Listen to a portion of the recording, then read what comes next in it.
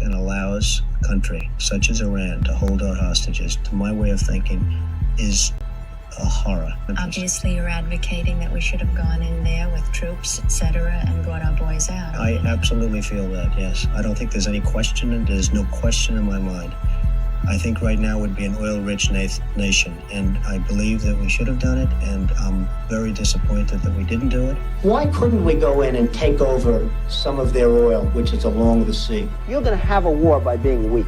The next time Iran attacks this country, go in and grab one of their big oil installations, and I mean grab it and keep it, and get back your losses, because this country has lost plenty because of Iran. Nearly 40 years ago, Trump saying, "I'd be harsh on Iran. They've been beating us psychologically, making us look like a bunch of fools. One bullet shot at one of our men or ships, and I'd do a number on Karg Island. I'd go in and take it."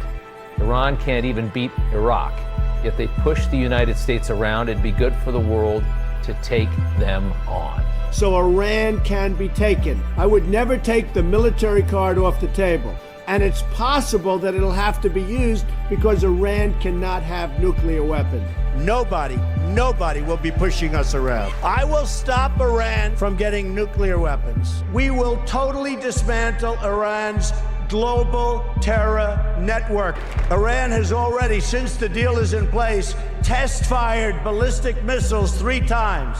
And someday, maybe hit even the United States. And we're not going to let that happen. We're not letting it happen. Today, I am announcing several major steps we are taking to confront the Iranian regime's hostile actions. The longer we ignore a threat, the worse that threat becomes. The Iranian regime's aggression in the region, including the use of proxy fighters to destabilize its neighbors, must end, and it must end now.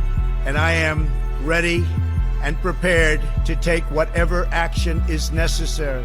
I was rough on Iran, and they supposedly have a hit on me. And Biden, if he were a real president, should say, if anybody shoots a former president who's now the leading candidate, we will bomb that country into oblivion. If I were the president, I would inform the threatening country, in this case Iran, that if you do anything to harm this person, we are going to blow your largest cities and the country itself to smithereens. We're going to blow it to smithereens. You can't do that. A short time ago, the U.S. military carried out massive precision strikes on the 3 key nuclear facilities in the Iranian regime. Would you consider bombing the country again? Without question, absolutely. We're going to hit them extremely hard over the next 2 to 3 weeks.